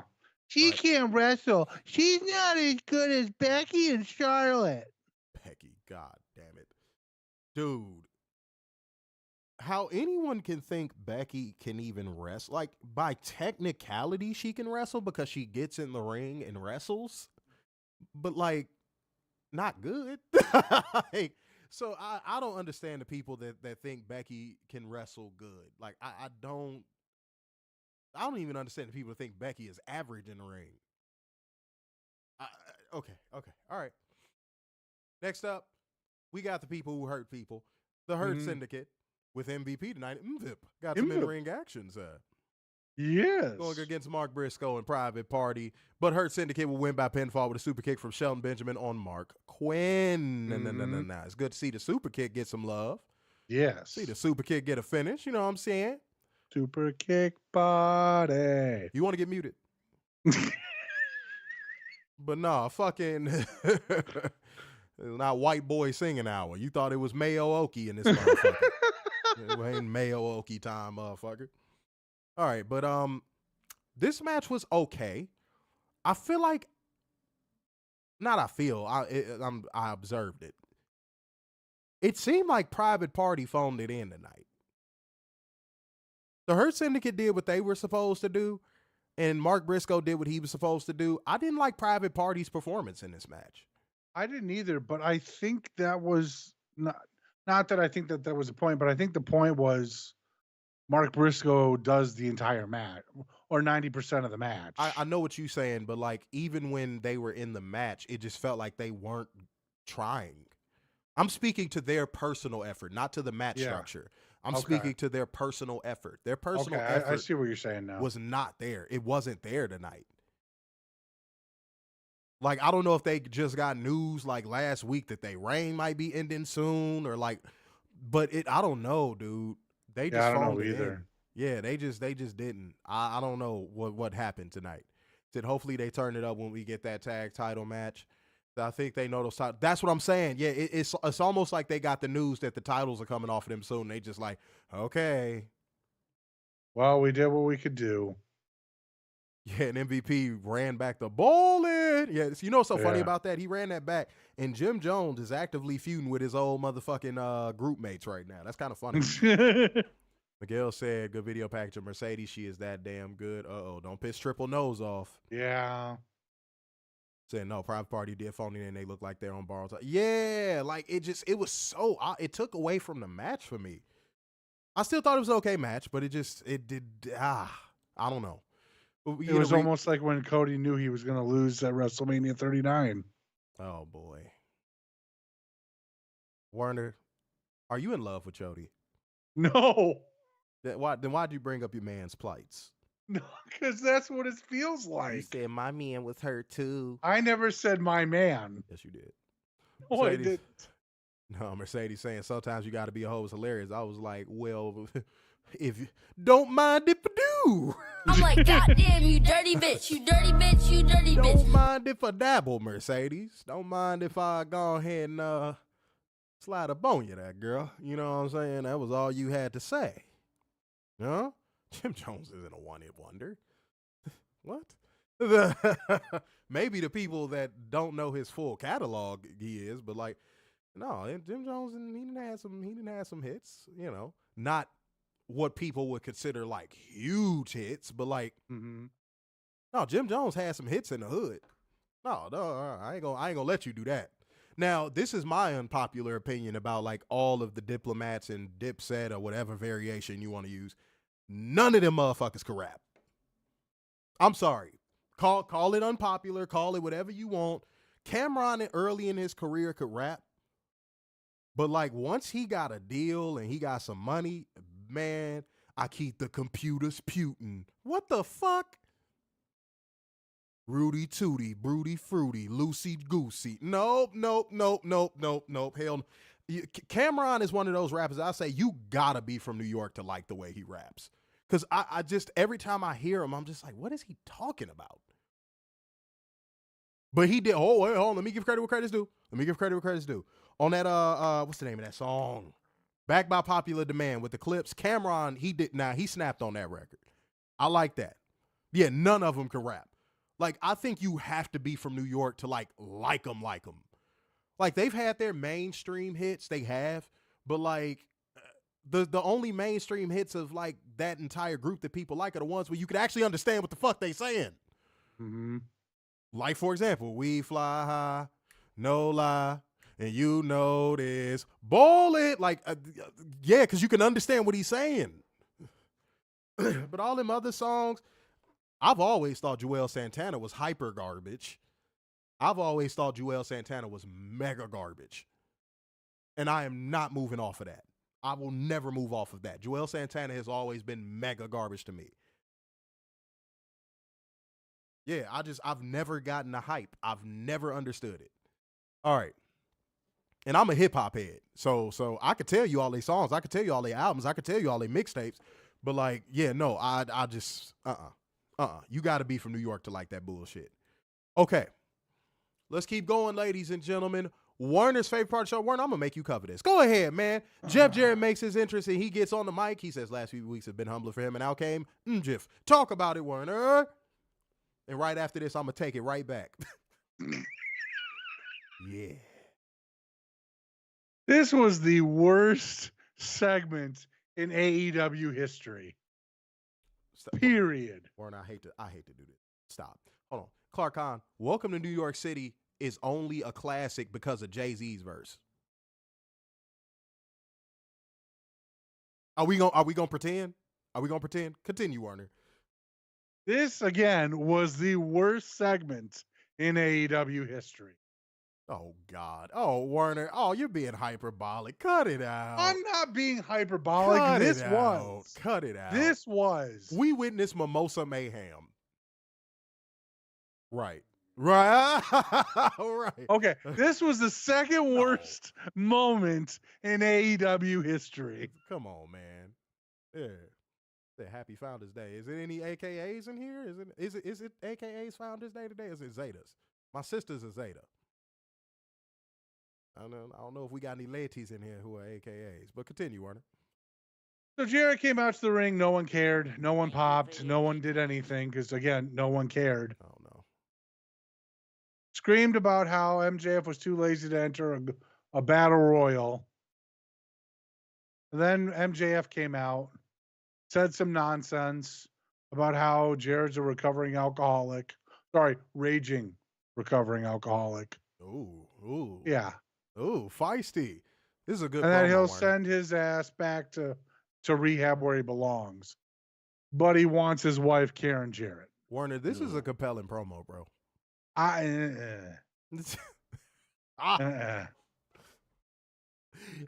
You gotta let it go, bro. No. Two of your favorites are standing in that ring having a promo battle. No. Come on. These are not two of my favorites. Go These are not two of my favorites at all. Go ahead so I can take this back. Jarrett said all MJF does is make cruel insults. I mean, he just does low-hanging fruit. I don't know about cruel insults. It's just low-hanging fruit bullshit.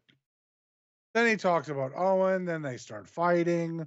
No one cares. Yes, they do.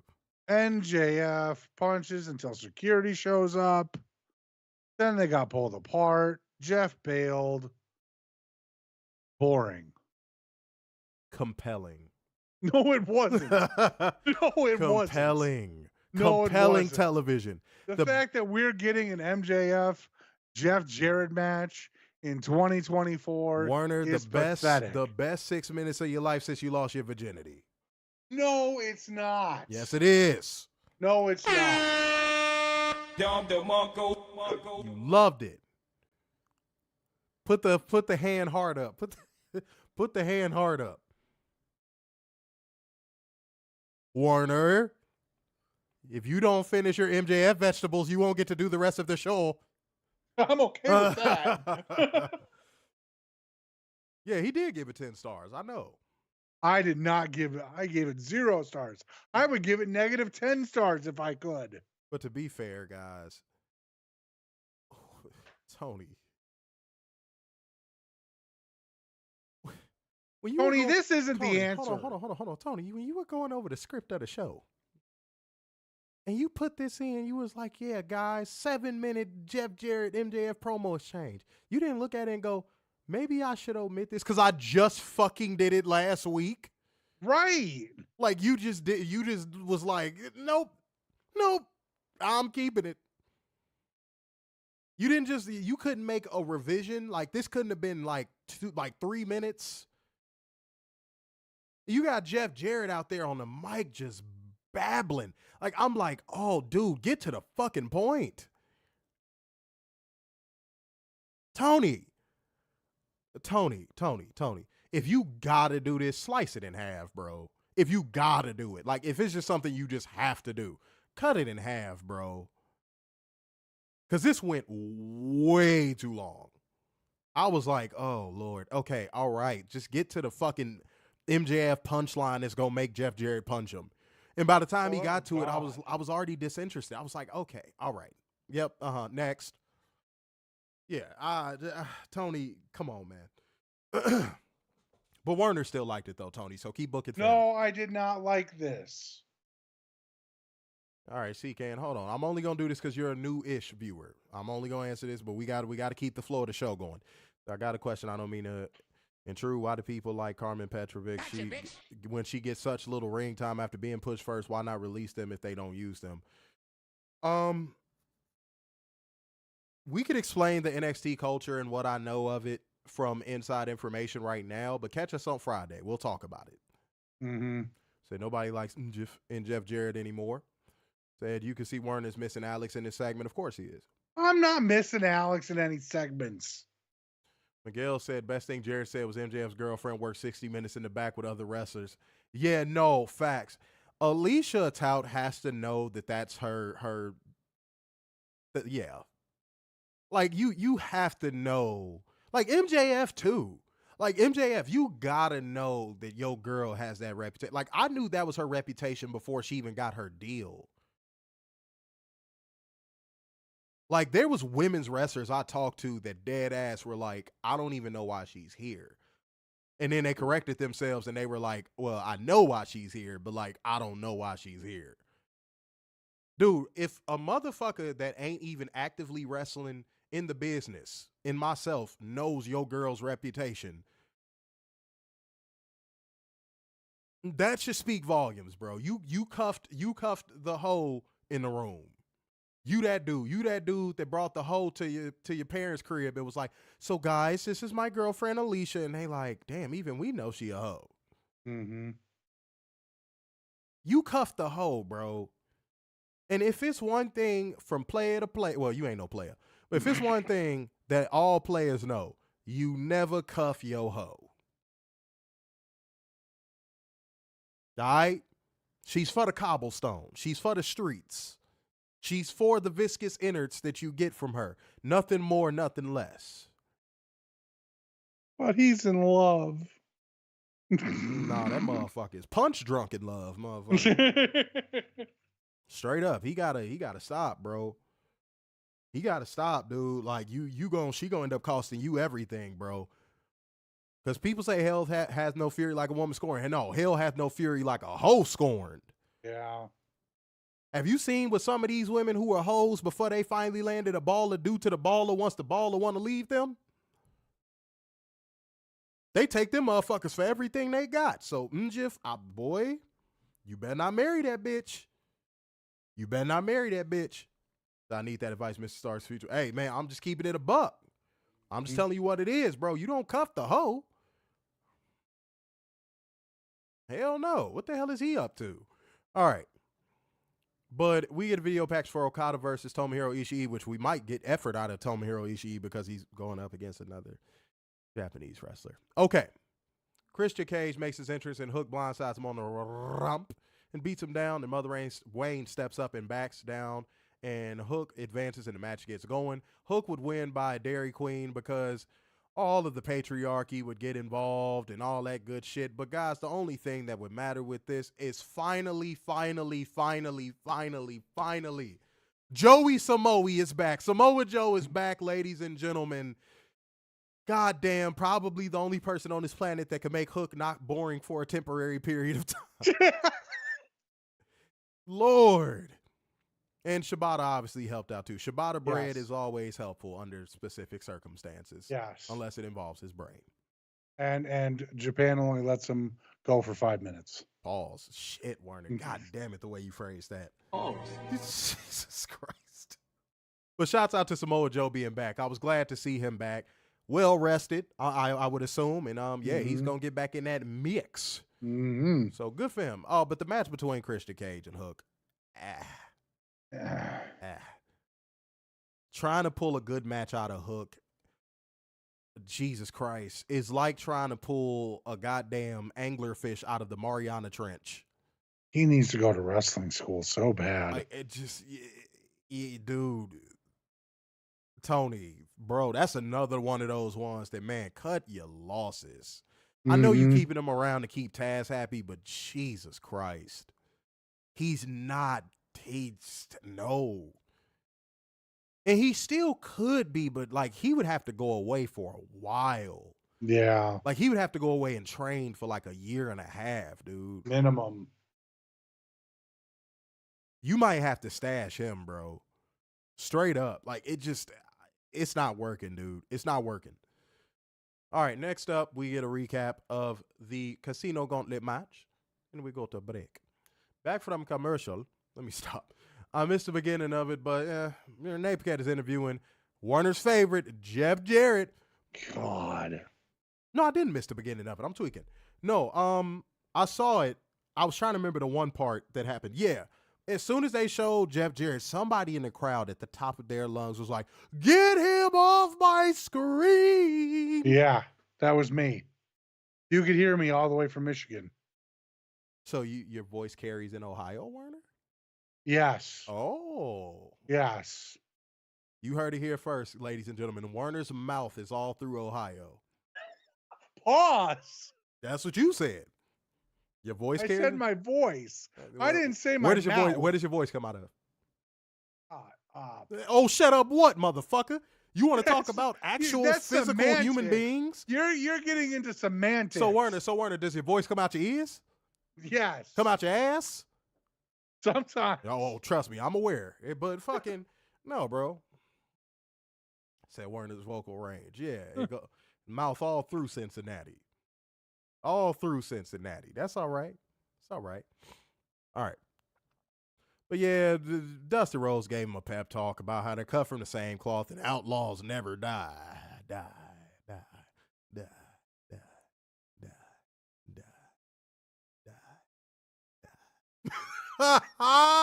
What? He needs to die. Why is Jeff Jarrett at like 97 getting pep talks? Why is Jeff Jarrett still wrestling? Why does Daniel Garcia still have a singles title? God damn it, why? I'm still trying to get that one wrapped. All right, Werner, without going through the entire match, we got the AEW Women's World Championship #1 Contenders Casino Gauntlet match. Werner, we didn't have a Pegasus show up, but what did we have show up? We had a Pegasus. Yeah, baby. Yeah, buddy. Yeah, baby. I was so excited. Her little statuesque ass, Joey Janela. You better hold on to her, bro. Uh-huh. Her little statuesque little. All right. I loved that right away. Went for Chris Statlander. Loved it. Her Loved it. clothesline is beautiful, dude. Yes. Loved it. I want to see a feud between those two. Dude, her flying clothesline really just gives you the scale of how like massive she is. And her spear. Dude, she is a beast. Like Yeah. I knew that already, but like, dude, she's a beast. Like, and here was one of the moments where I hated the crowd. I won't say she got no pop, but it was close to it. I think the crowd, okay, I'll give the benefit of the doubt. I think they were more so stunned to see her. Yeah. I think they were like, what? Because I was stunned. I was like, wait, whoa. Is that Megan Bain? Now, there was rumors floating around that she was backstage and all that good shit. I posted about it. But, like, we've been hearing that for, like, the past 6 months. Right. So I was like, if it happens, it happens. If it don't, it don't. When No I saw All her, Elite graphic yet, though. yeah, when I saw her, I was like, yes. The All Elite graphic better come soon, Tony. If you let WWE sweep her up in the midnight hour, bro. You in big trouble. Don't, please, Tony. Please, bro. Don't let her leave that fucking building without a contract. No, Megan's a big girl. Yeah. She's 6'1". Yeah, that's a big girl. You I've know seen her what? up We close. have 343 days till Christmas. You've been warned. I'm not doing it, Werner. You literally tried to say your voice don't come from your mouth. You don't get any motherfucking Tonys, bitch. You don't get no Emmys. You don't get no Grammys. You don't get no daytime Emmys either. You don't get none of that. You know what you get? A year of Jared Goff hopefully making the Super Bowl. Hopefully. Exactly. So now you got to ride everything on hope. All I got. If you don't get your, oh, what a feeling, head ass.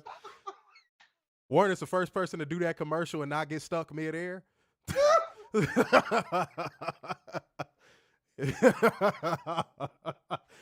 like, damn it, he was supposed to stay there. I freeze framed it. He just didn't stay. Gravity.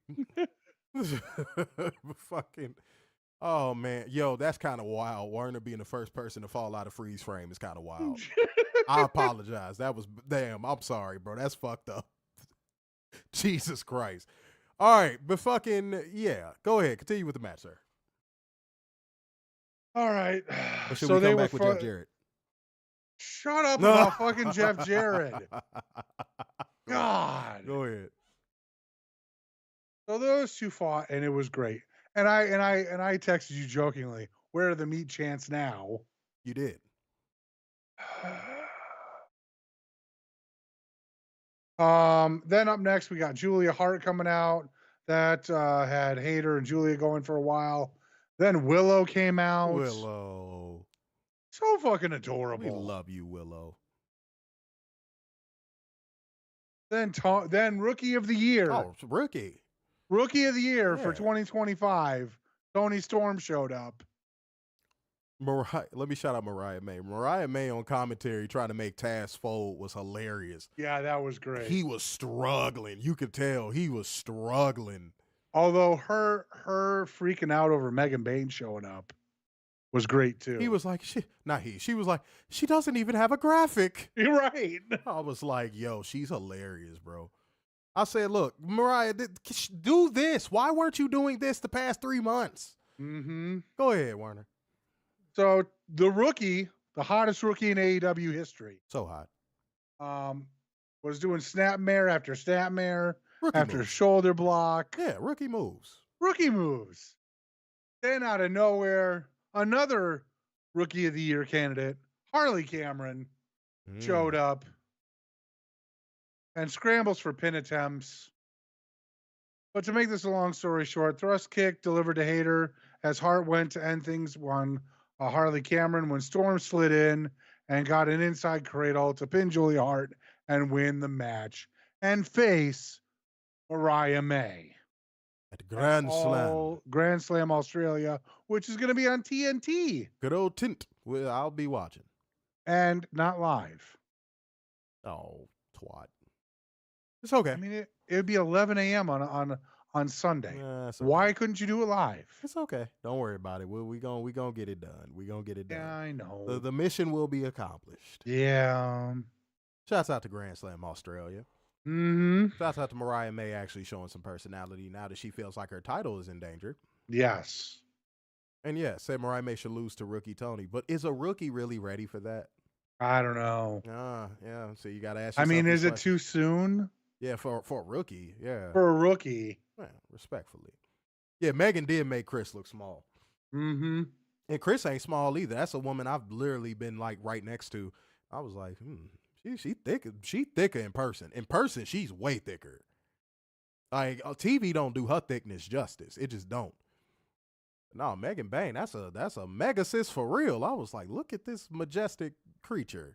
Look at this. I want Megan versus Chris versus Camille in a triple threat match. I don't care if it's for a title. I don't care if it's for $100,000. I don't care if it's for a contract for a title. I just want that damn match. Somebody take Werner to a strip club so he can let out his aggression. He gonna throw the stacks at the bitches. He ain't even gonna like make it rain. He just here, bitch. Wrestle 100,000. He just finds a house and just throws it. Like, how did you get a house in a strip club? I broke it down. Then I rebuilt it. That sounds like some shit a motherfucker in Michigan will do. Break down a house just to rebuild it and shit. Why not? No, I mean like with the same parts. Well, you got to rewire somehow. I drove around Detroit. I saw a couple houses. I'm like, did they try to fix it? Like, what were they trying to do there? I was like, I don't know what was. It's a new aesthetic. It's a newest. Shut the fuck up, motherfucker! Shut up. It's a new aesthetic. Get your dumb ass out of here. Yes, this is crappy decor.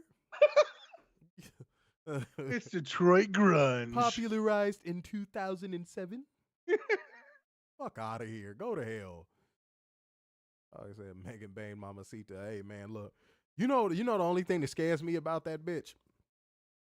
Because it ain't the height. I body slam the shit out of her. It ain't the height. Trust me.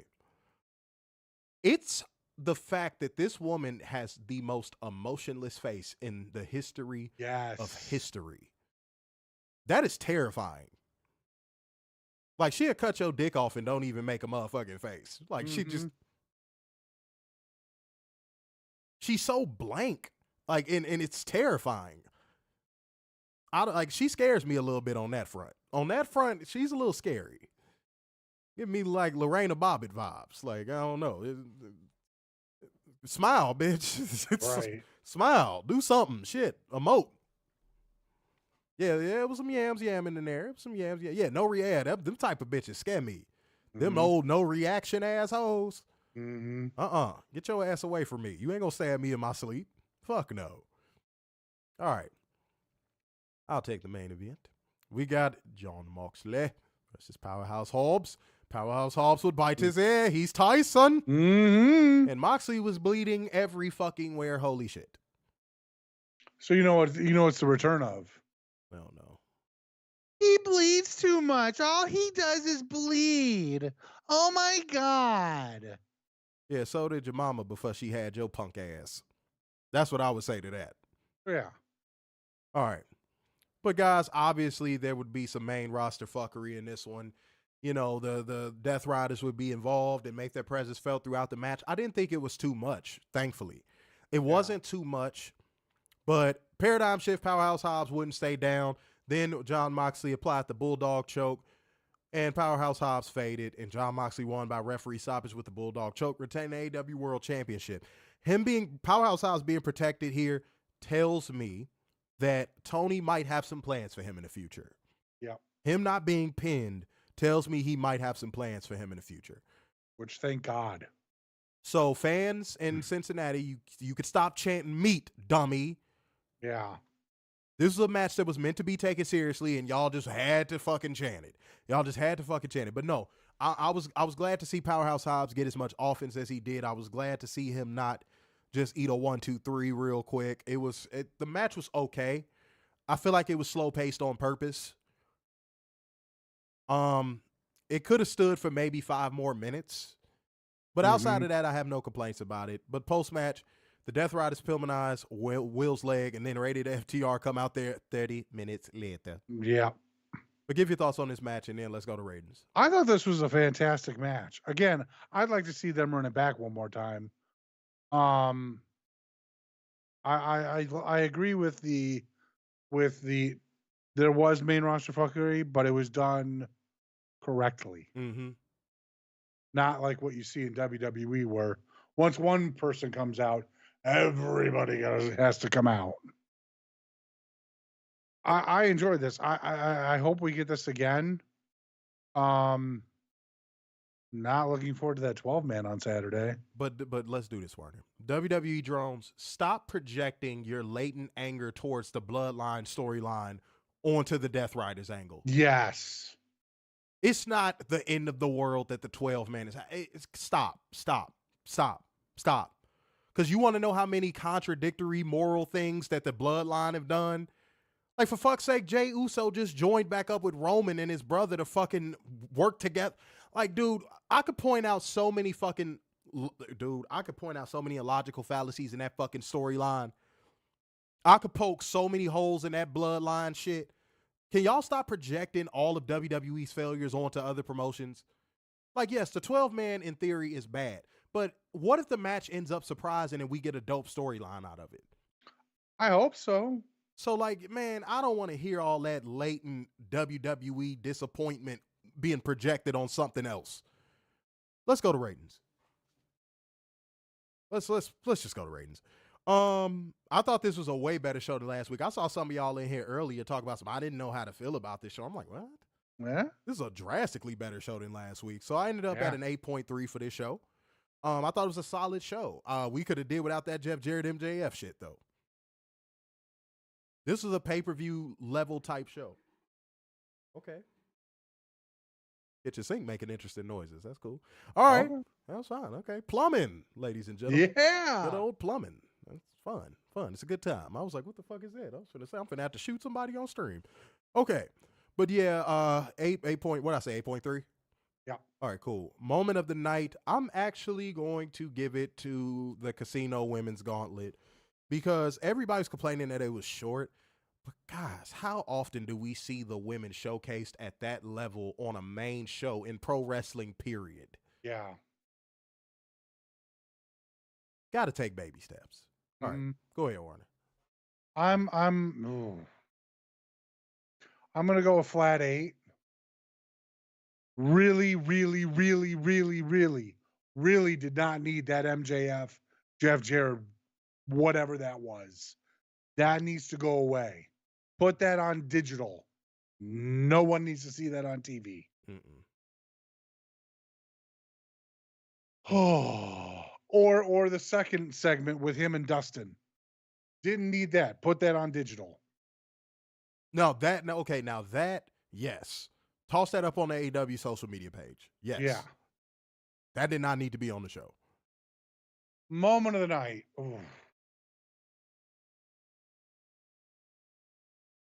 I'm gonna give it to the women too because Megan Bain and Chris Statlander went at it, and that was great. She is a megasis. She is a megasis.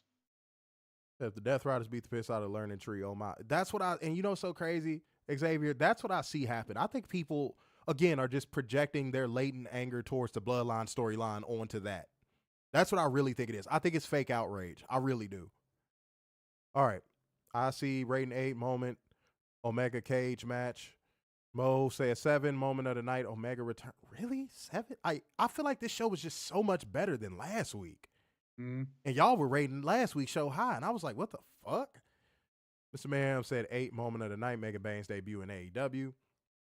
Well, it's not her AEW debut. Technically. It's her Dynamite debut. Yeah. And I hate to hit you with the actually, but I mean. Actually. But it's the truth. But it's the truth, though. It's the truth.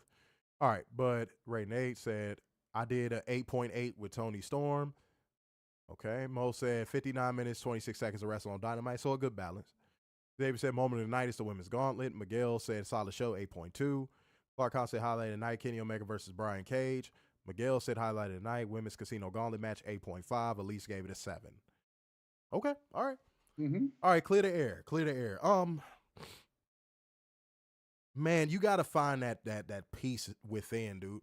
A lot of people want to run out here and try and get peace from outside sources. You know that shit is only going to start from inside you, right? So you can run out here and buy alcohol, buy drugs, buy whatever you want to buy to try to like suppress bullshit, and hopefully you find like some form of inner peace, but it doesn't work. You gotta look within yourself first and find it.